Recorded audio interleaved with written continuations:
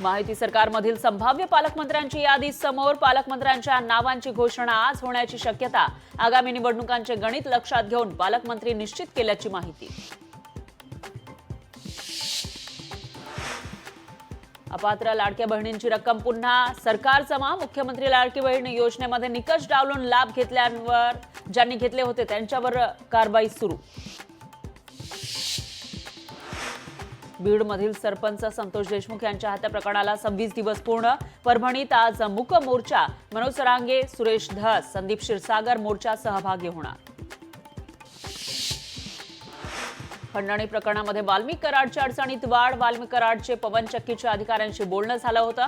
अटकेतील आरोपी विष्णू साठेची चौकशीत मोठी कबुली. साताऱ्यातील कार्यक्रमातून भुजबळांची फडणवीसांवर स्तुतीसुमनं. फडणवीस क्रांतीज्योती सावित्रीबाई फुले यांचं काम पुढे नेत असल्याचं भुजबळांचं वक्तव्य.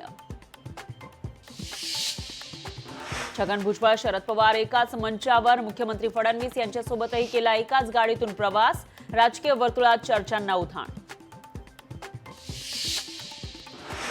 जितेंद्र आव्हाड यांच्या पत्रकार परिषदेमध्ये घुसले स्पेशल ब्रांचचे पोलीस. माझ्या घरात कसे काय आलात असं म्हणत जितेंद्र आव्हाड यांनी पोलिसांना झापलं. बच्चू कडू यांचा राजीनामा. दिव्यांग कल्याण अभियान अध्यक्षपद सोडलं. राज्यमंत्री म्हणून घेतलेली सुरक्षा काढून टाकण्याचीही पत्रात विनंती. छत्रपती शिवरायांचा जिरेटोप घालण्यास मुख्यमंत्री फडणवीसांचा नम्रपणे नकार. मी छत्रपतींचा मावळ्या समान आहे असं म्हणत फडणवीसांनी दिली प्रतिक्रिया. लोकशाही मराठी ऐका, पहा, जागरूक रहा.